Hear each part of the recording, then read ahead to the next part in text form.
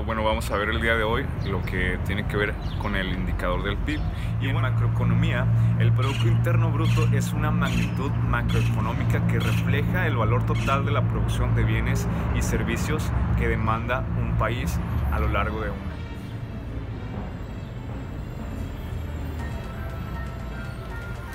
Bien, continuando con algunos puntos importantes sobre el PIB, vamos a analizar que el PIB es usado como objeto de estudio de la macroeconomía.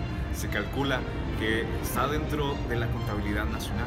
Para su estimación se emplean varios enfoques complementarios, tras el pertinente ajuste donde los resultados obtenidos en forma parcial resulta incluida en el cálculo de la economía sumergida. ¿Quién creó las teorías sobre el PIB? Bueno, el PIB, como lo conocemos, apareció en el contexto de la crisis económica de 1929 y la posterior Gran Depresión en el nombre de John Keynes. Sin embargo, fue uno de sus contemporáneos, un economista estadounidense llamado Simon Kuznets, quien creó el concepto a principios de la década de 1930, cuando Kuznets presentó un informe al gobierno de Estados Unidos titulado Ingreso Nacional 1929 a 1932, donde se formuló el concepto de PIB por primera vez. Las intenciones del informe, la creación del concepto del PIB y fórmulas matemáticas para su cálculo fueron las medidas del impacto de la crisis en la economía estadounidense, soluciones para retomar el crecimiento y desarrollo.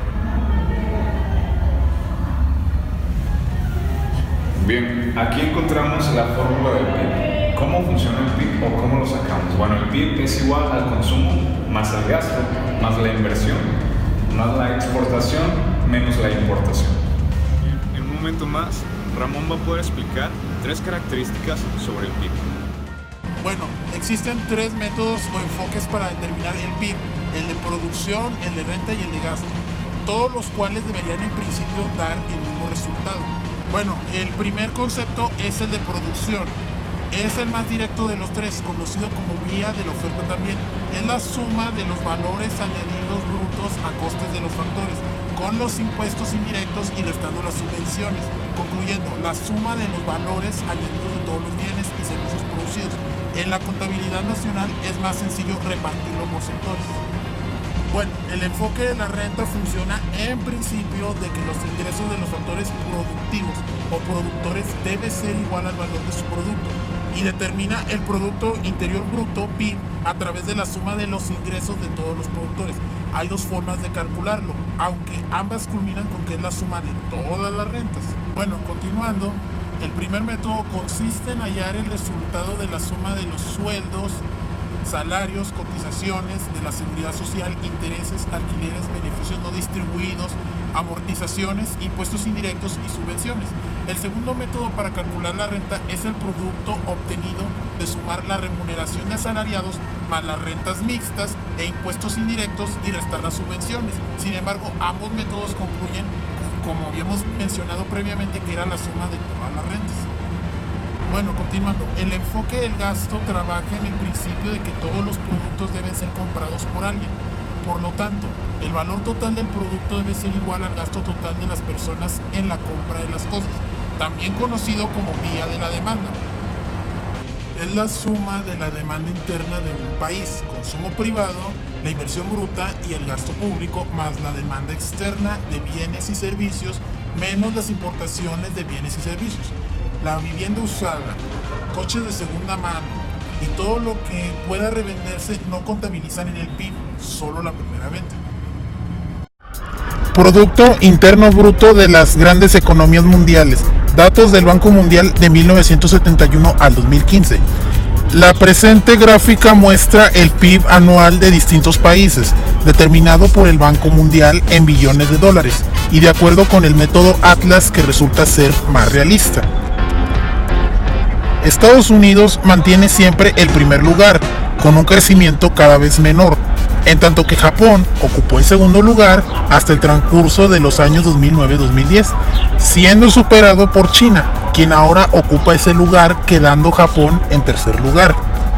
Alemania ha ocupado el cuarto lugar, superando a Reino Unido y Francia, quienes se disputan el quinto lugar, quedando Francia en ese lugar en tiempos más recientes, seguidos por Italia y Brasil. Este último ha superado a Italia por un tiempo breve, del 2012 al 2014, volviendo a Italia a tomar la delantera en 2015. India y Rusia van en ascenso, con Canadá y España con un crecimiento estable, a pesar de las crisis mundiales. México ocupó en el 2004 el 10º lugar mundial, conservando su sitio de 2003, pero para 2005 perdió 2 sitios y ocupó el 12º lugar. En 2006 pierde otros 2 lugares y ocupó el lugar 14. Para el 2007 México se sostiene en el puesto 14. Para 2008, a pesar de la crisis, México gana un sitio, colocándose en el sitio 13. En el 2009, a pesar de los terribles efectos de la crisis, México pierde solamente un sitio, ocupando el lugar 14. Para 2010, México se recupera y gana un sitio regresando al sitio 13. Para 2011, México ocupa el puesto 14. Para 2012, México permanece en el sitio 14. Para el año 2015, último dato conocido, México ocupa al puesto número 15, superado por España y Corea del Sur. De acuerdo con el PIB determinado mediante el método tradicional GDP, el Banco Mundial reporta en 2015 a México en el lugar 15. La evolución histórica del PIB en México, del año 1896 al 2016. En esta gráfica, según las bases 1993, 2003, 2008 y 2013, o sea, a valoración del peso en esos años. El PIB 1993 muestra un crecimiento casi constante, pero muy bajo y lento de la macroeconomía mexicana. La gráfica inicia en 1896 con el largo periodo dictatorial de Porfirio Díaz. Y aunque no es fácil apreciar el crecimiento en la gráfica, auxiliados con una cantidad de valores, podemos evaluar un crecimiento acumulado del 47% hasta 1910, seguidos por caos económico durante la época revolucionaria, recuperación lenta en los años 20 y la posterior crisis de 1929 y la Gran Depresión que extendió sus efectos sobre México. No es sino hasta el sexenio de Lázaro Cárdenas que la economía comenzó a crecer a un gran ritmo del 30% en lo que fue su presidencia, 43% con Ávila Camacho y 40% con Miguel Alemán, por lo que hubo un crecimiento de entre 5 y 6% anual del PIB. El siguiente periodo de crecimiento, conocido como el Milagro Mexicano, considerando de manera global los periodos de Ruiz Cortines, López Mateos y Díaz Ordaz, la economía creció en un sorprendente 201%, con tasas superiores al 6% cada año. Luego, todo lo contrario.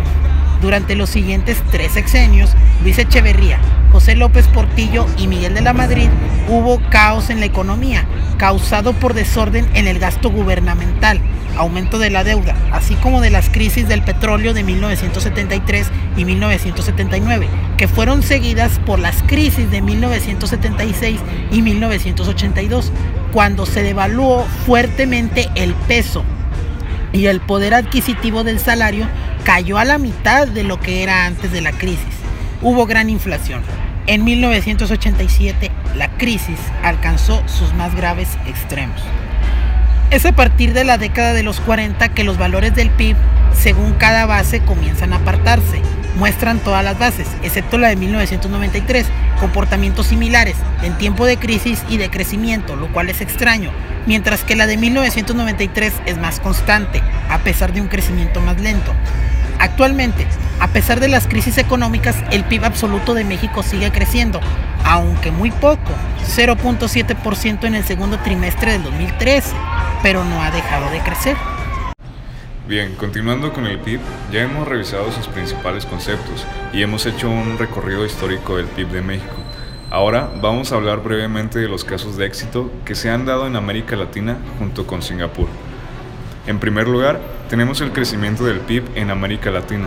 Varios organismos internacionales han proyectado que el PIB regional aumentará un 2% según el Banco Mundial, un 1.9% según el FMI y un 2.2% según la CEPAL. Esto debido a la inversión en infraestructura, exportaciones, un consumo doméstico sólido, aumento del turismo extranjero y una demanda interna robusta. 3 países de la región crecerán más en 2018: Panamá con un 5.6%, República Dominicana con un 4.9%, Nicaragua con un 4.4%. Según la previsión del BM, el crecimiento de la economía global se acercará al 3.1% este año. A nivel global, el organismo proyecta que los países con mayor crecimiento serán India, Costa de Marfil y Djibouti. En segundo lugar, el caso especial de Singapur refleja que auténticas reformas estructurales pueden impulsar el crecimiento y desarrollo que hizo posible el aumento del PIB real per cápita del 111.3% entre 1960 y 1971, además de una tasa de ocupación laboral cercana al pleno empleo. Pasando a nuestro país, los casos más destacables son Aguascalientes, Coahuila y Durango. Aguascalientes ha crecido a ritmos vistos solo en economías asiáticas, 8.8%, muy por encima del promedio nacional que oscila entre el 1 y 2%. Coahuila es la tercera entidad con el Producto Interno Bruto per cápita más alto del país y genera el 10% del PIB nacional, 650,000 millones de pesos.